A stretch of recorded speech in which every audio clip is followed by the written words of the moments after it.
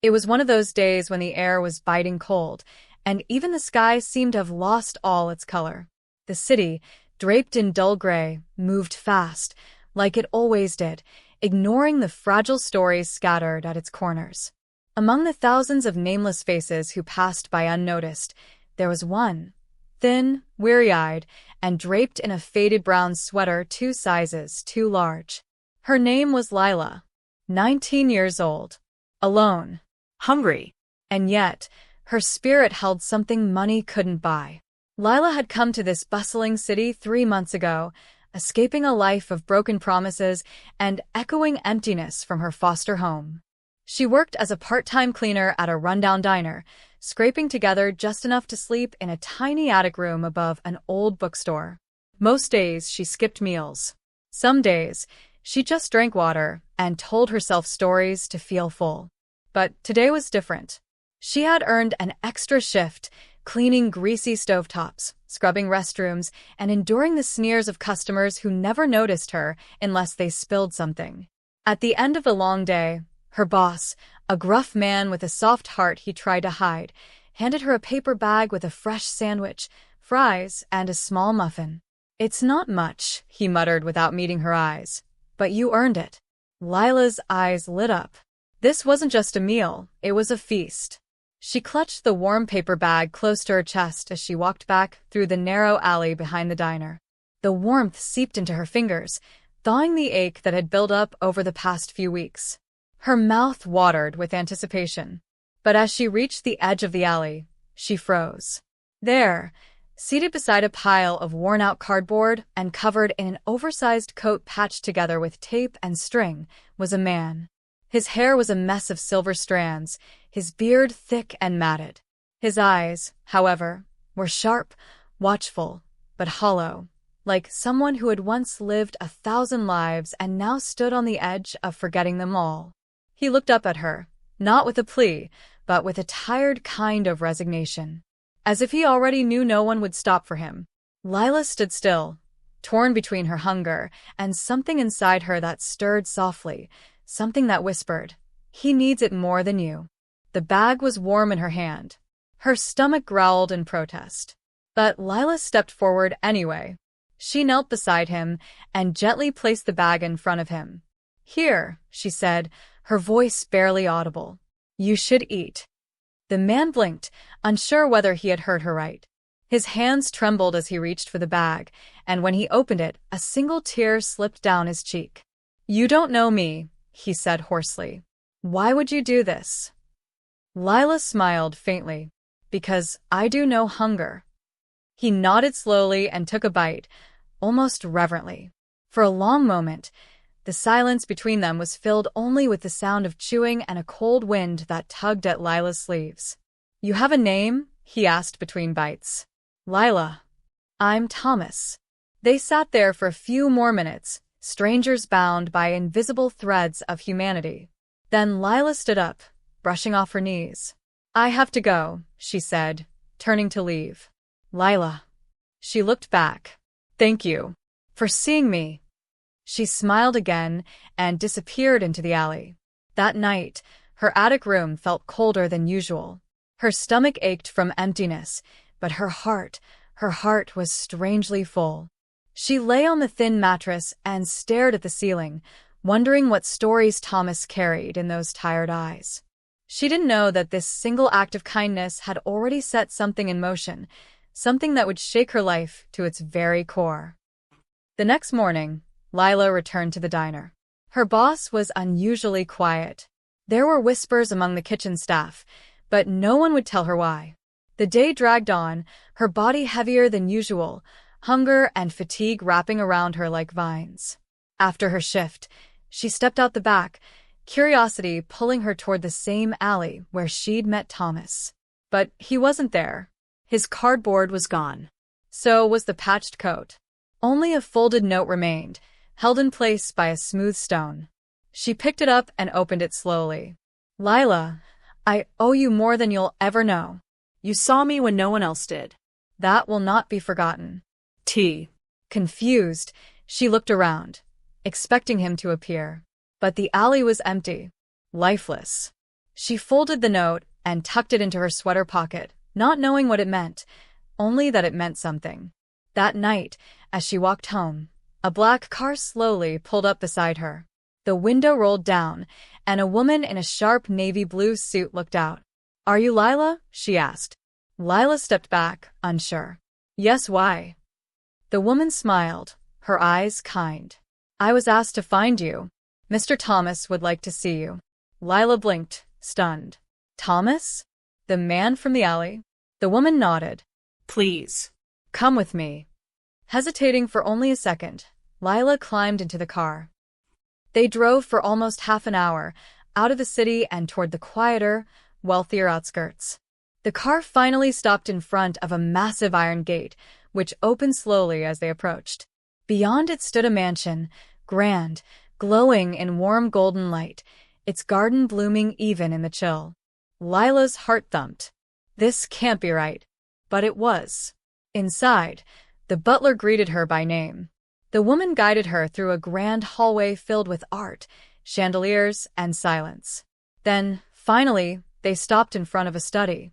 The door opened, and there he was, Thomas. But he looked different, clean-shaven, dressed in a tailored suit, his hair slicked back. Lila gasped. I don't understand."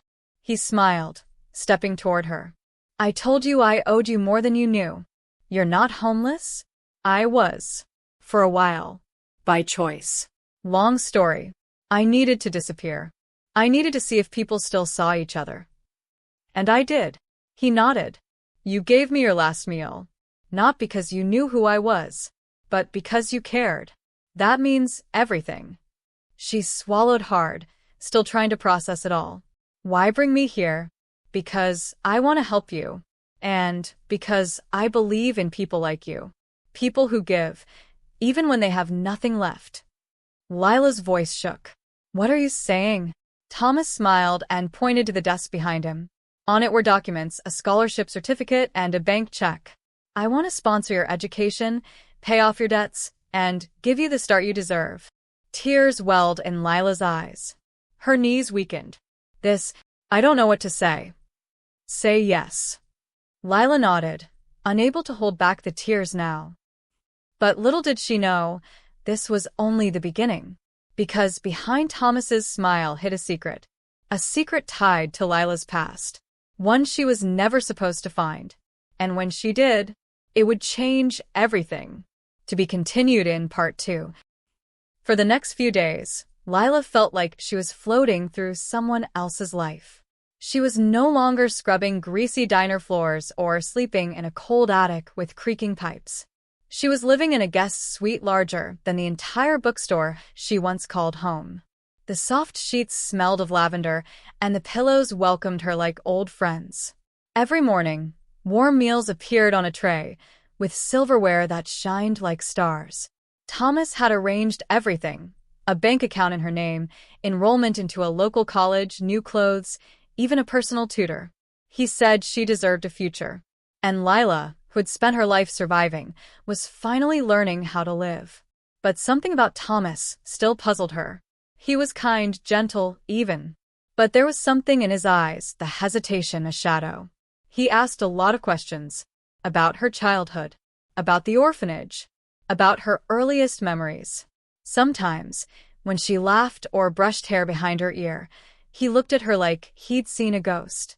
On the fourth evening, as golden light poured through the tall windows, Thomas invited her to join him in the study. A fire crackled in the hearth, casting dancing shadows across the bookshelves. He handed her a mug of hot cocoa and gestured toward a chair across from him.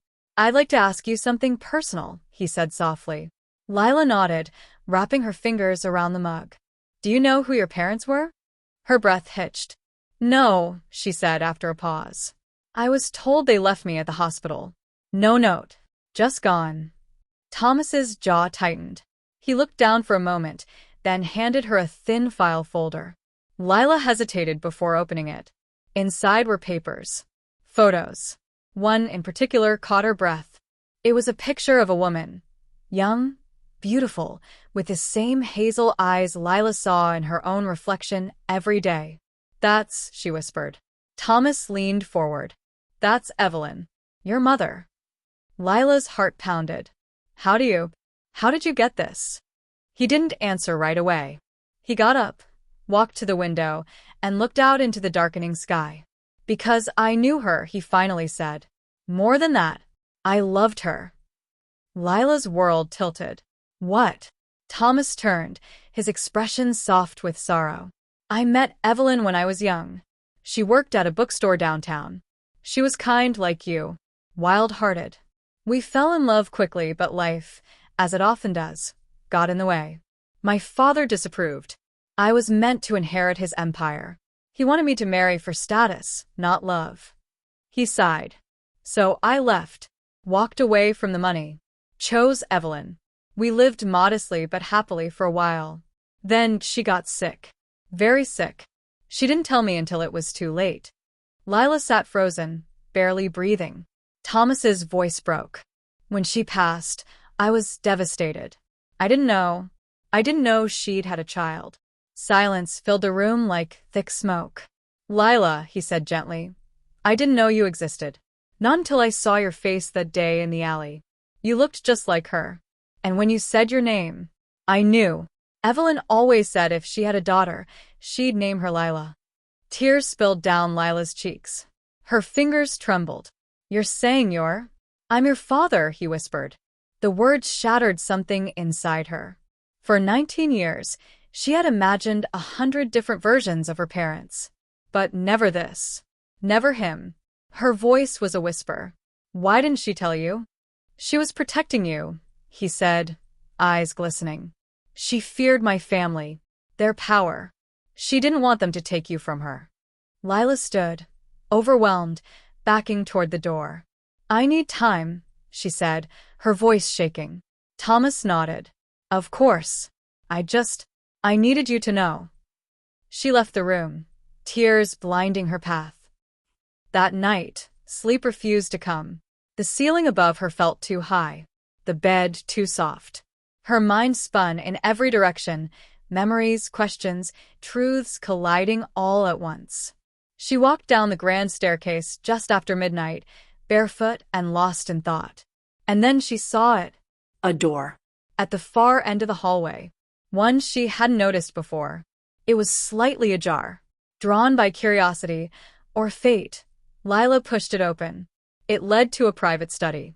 Smaller. Older. Dustier. Unlike the rest of the house, untouched by time. On the desk was a photo frame. Her mother again. Holding a baby. Lila. She picked it up slowly, emotions flooding her. And that's when she saw the journal. Bound in leather. A ribbon marking the last page read. Her hands trembling, she opened it. The handwriting was delicate. Familiar somehow. If you ever find this, Lila, I hope you'll forgive me. The journal was her mother's. Each page held whispers of love, pain, hope, and questions. So many questions. One entry stopped her heart. I don't know if Thomas will ever understand why I kept her hidden. But his family, they are dangerous. I fear they'll take her for her blood, not her heart. If you're reading this, my love, you must be careful.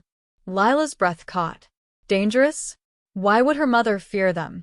Suddenly, the walls of the mansion felt colder, sharper, less like safety and more like a cage. The next morning, Thomas was waiting in the kitchen, smiling gently. But Lila's eyes held something different now. You didn't tell me everything, she said. He looked at her, puzzled. My mother feared your family. She wrote it in her journal. Said they might come for me for what I have, not who I am. Thomas's face darkened. That's true, he admitted. My father, your grandfather, was a cruel man. He believed in bloodlines. In power. When Evelyn left, he tried to track her down. Wanted the child. Not out of love. Out of legacy. And now, she asked, voice tight. He's gone. He died years ago. You're safe. Lila nodded slowly, but the unease remained. Because something in the journal's final line haunted her. If anything ever happens to me and you find Thomas, ask him about the other child. Lila looked up, her throat dry. Is there someone else? Thomas stiffened. What do you mean? She wrote about another child. He turned away, silent. Lila stepped forward. Is there something you haven't told me? Thomas didn't answer, but his silence screamed louder than words. A storm brewed that night. Rain lashed the windows. Thunder echoed through the halls. Lila stood by her window, staring into the darkness. She had given her last meal to a stranger, and in return, he gave her a family, a name, a life. But what if there were still secrets buried beneath it all? What if this mansion held more than just memories? What if she wasn't the only one left behind? Lila had never feared silence until now. It wasn't just the quiet of the mansion, it was the silence that followed her questions. The kind that felt intentional, like a pause that hid truths too dangerous to say aloud. Thomas had grown distant in the days that followed their conversation. He still smiled, still brought her tea, still asked if she was sleeping well. But beneath it all was a fragile tension, stretched so thin Lila could feel it snap every time their eyes met. She couldn't stop thinking about the journal. Her mother's words repeated like whispers in her ears. Ask him about the other child. And the painting. The one she passed every morning on her way to the grand staircase. It suddenly felt strange to her. A portrait of a girl no older than 8, standing beneath a magnolia tree. Her hair was dark, her face solemn. But her eyes, they were the same as Lila's. One morning, before Thomas had come down for breakfast, Lila stood before the painting again. She reached out and touched the corner of the frame. Dust clung to her fingertips. No one had cleaned this for years. There was a brass plaque below the image. Isla, 2007. Isla. The name rang inside her like a soft bell. Unfamiliar, yet haunting. A creak behind her made her jump. It was George, the quiet butler who had barely spoken to her since she arrived. She was a beautiful girl, he said, his voice low. Much like you. Lila turned. Who was she? George's eyes darted to the staircase. He lowered his voice. Not all stories in this house have happy endings, Mississippi. Her heart skipped. What happened to her? He hesitated. You should speak to Mr. Thomas about that. She waited. He won't tell me. George looked down, his hands clasped. Then, barely a whisper, she was your sister. The world tilted again. Sister? George nodded once, slowly. She was born 2 years before you. Evelyn kept her hidden too. But she wasn't as lucky. Lila's breath caught. What do you mean? But George was already stepping away. Some truths, miss, must come from the people who lived them. That evening, Lila stood at the edge of the West Wing, the part of the mansion Thomas had told her was under renovation. The doors were always locked, curtains drawn. But tonight, the door was ajar. Her heart thumped against her ribs. A storm rattled the windows, wind howling through the trees outside. Thunder cracked, but Lila stepped inside. Dust hung in the air like fog. The wallpaper peeled in places, and the chandelier above was covered in a sheet. But there, at the end of the corridor, was another door. Different. White. Locked. Lila reached for the knob. It wouldn't budge. She crouched down, peeking through the keyhole. She could only see a flash of blue. Maybe a curtain or a dress. A voice behind her made her jolt. You shouldn't be in here. It was Thomas. But something in his tone had changed. No longer soft. More controlled. I was just exploring. He smiled, but it didn't reach his eyes. This wing is dangerous. Structurally unsound. Lila stepped back. Is that where Isla stayed? Silence. She watched his jaw tighten. George told me, she added. She was my sister. Thomas turned slowly to the door, staring at it for a long moment.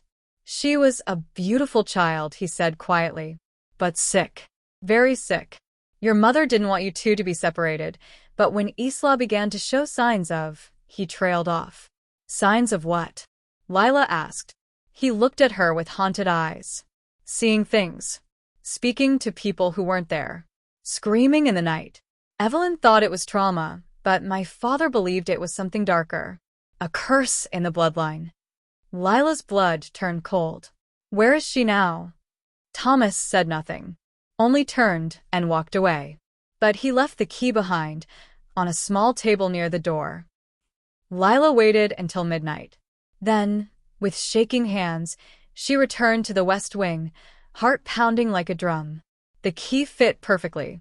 The door creaked open, and the room beyond was untouched by time. A little girl's room. Pale blue walls. Stuffed animals still sitting on the shelf. A tiny bed with frilled sheets. A dollhouse in the corner. And beside the bed, a diary. Lila picked it up slowly. The cover was worn. The pages yellowed. She flipped through them. Daddy says I have to stay in my room today. The man with the hat was at my window again. Lila was crying today. I heard her. But Mama says she's not real yet. Lila's breath caught. Mama says I'll have a sister. She'll be soft and kind. I can't wait. She read further. And then, Grandfather came today. He yelled at Mama. Said I was dangerous. That I had the gift. I don't want it. I just want the voices to stop. Another page. I saw someone in the mirror today. She looked like me. But her eyes were wrong. And then, they locked me in. They said it was for my safety. But the girl in the mirror says she'll come out if I fall asleep. I'm so tired. Please help me. Tears blurred Lila's vision. She stumbled back, the diary falling from her hands. She turned toward the mirror above the dresser. It was cracked, but something about the reflection. A flicker, a shadow, a face not hers. She screamed and ran. Back in her room, Lila locked the door and sank to the floor. The diary clutched in her hands. Was Isla dead? Or worse still here? The mansion felt suddenly alive. Watching her, the kindness Thomas showed her, was it real? Or guilt? And if Isla had truly been locked away, what had happened to her in that room? Lila didn't know who to trust. But she knew one thing. She hadn't been brought here by chance. Someone had drawn her here. Not just to learn the truth, but to finish something. The storm outside hadn't stopped. Lightning flashed like shattered glass across the night sky, thunder rumbling deep in the bones of the house. But inside her room, Lila sat frozen on the floor, Isla's diary still in her hands. She read it again and again, as if searching for some other explanation. Something less horrifying.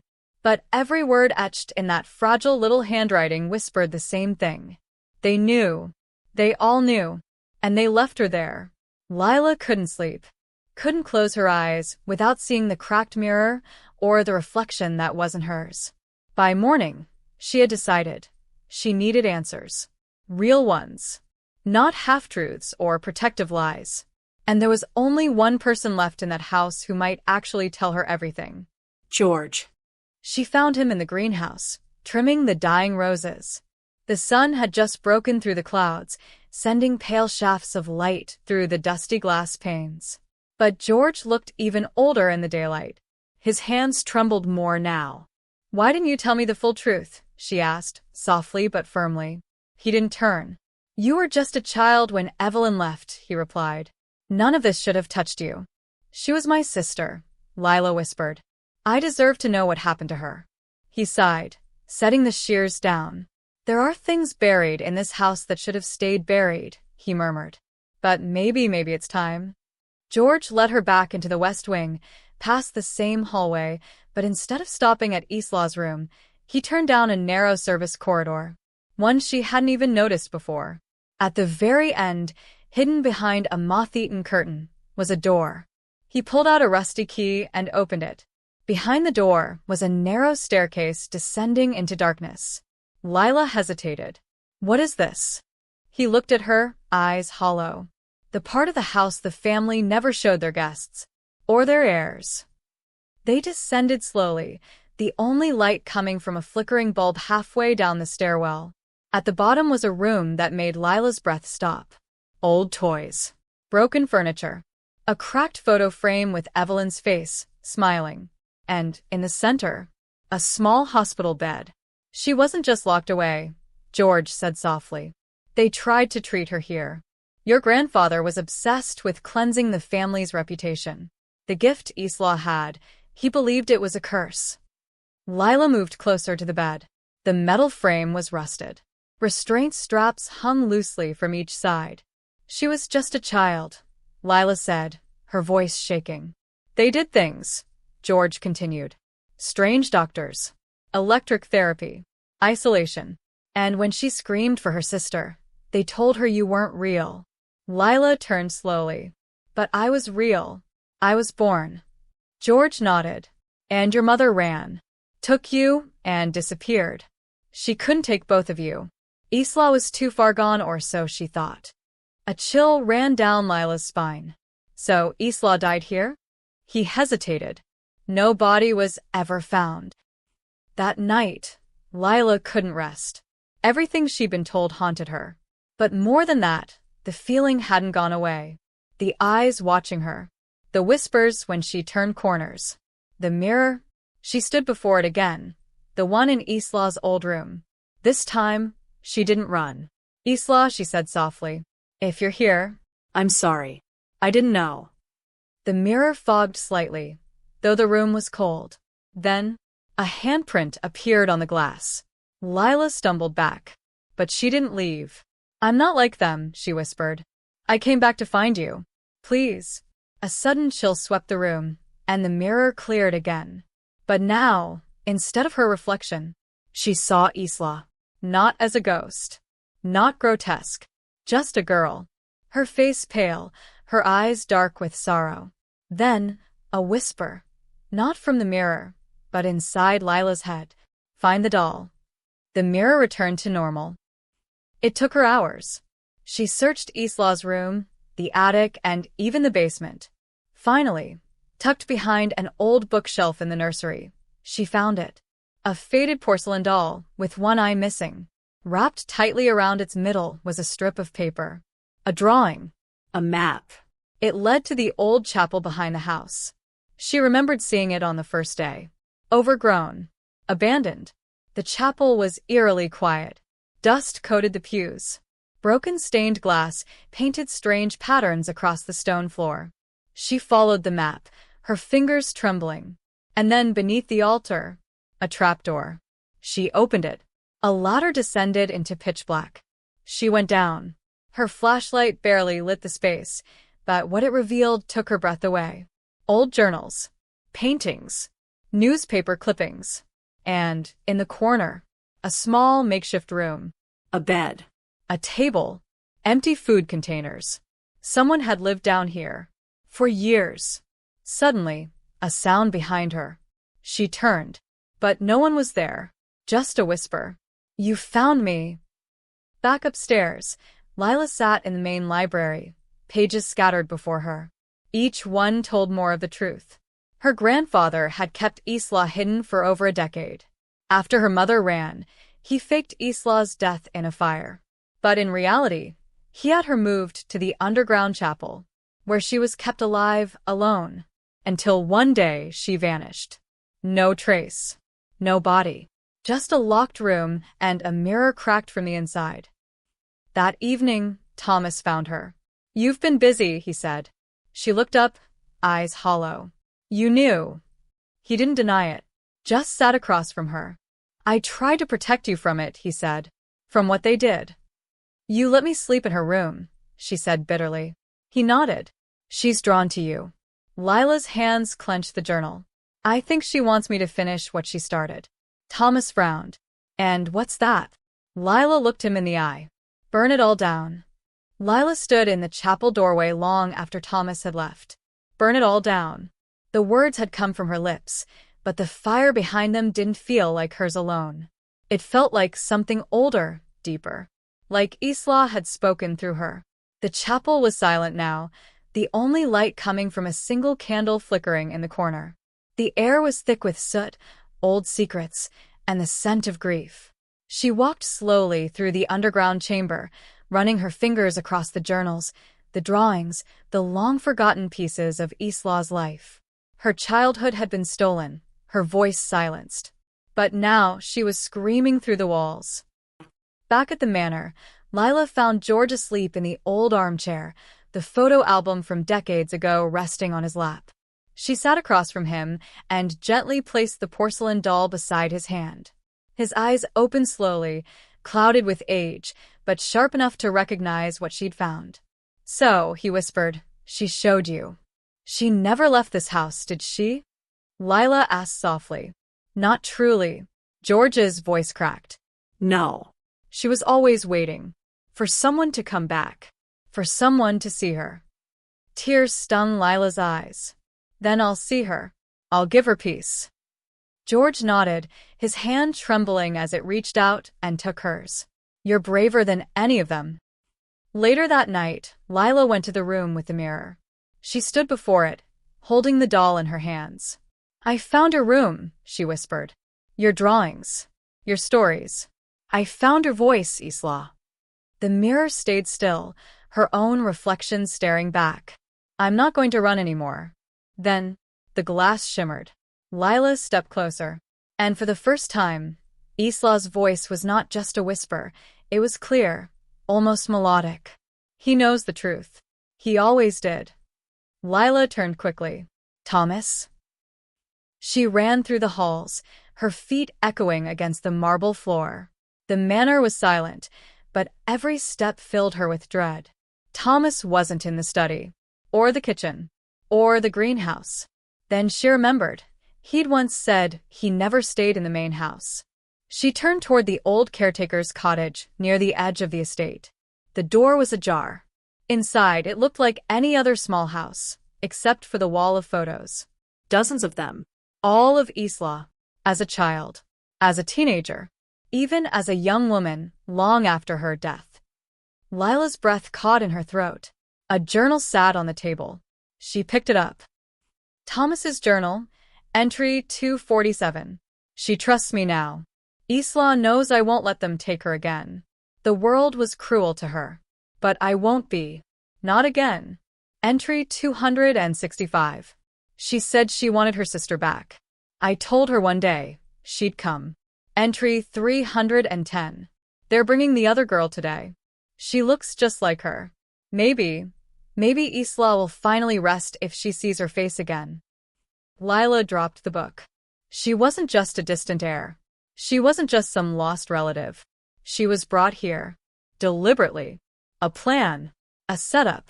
And Thomas, he knew all along. She turned to leave, but Thomas stood in the doorway. "You weren't supposed to find that," he said quietly. "You used me," she whispered. "You knew what this place would do to me." "I was trying to help her," he said, stepping forward. "She needed closure. You're the only one who could give it." "She's dead," Lila shouted. "No," Thomas said, eyes dark. "She's waiting. Still." That night, the storm returned. Thunder cracked above the manor like the sky itself was breaking open. Lila lit every candle she could find and returned to Isla's room. She placed the doll on the bed, the journal, the drawing. Then she lit the final match and whispered, "You're free now." The flame caught quickly. The curtains, the bedding, the floorboards. Smoke curled up to the ceiling like a dark spirit being released. But before Lila could run, she heard it. A scream. Not one of fear. Of release. Of relief. The mirror shattered, glass exploding into the air. And in that final moment, as the fire licked at the walls, Lila saw her again. Isla. Smiling. Free. Epilogue. Weeks later, the manor was nothing but ash and stone. The papers called it an accident. A lightning strike. Old wiring. No one mentioned the girl who once lived there. The one who had been hidden, forgotten, tortured. But in the nearby town, whispers grew of a young woman who'd been seen walking through the ruins, placing a porcelain doll atop a broken fireplace. And every time someone tried to remove it, they said the mirror in their home would crack. Final scene. Lila moved far away. She started over in a quiet village, working at a small bookshop. She never told anyone the full story. But every now and then, she'd glance at the mirror in her hallway and see not just her reflection, but a smiling girl in the corner.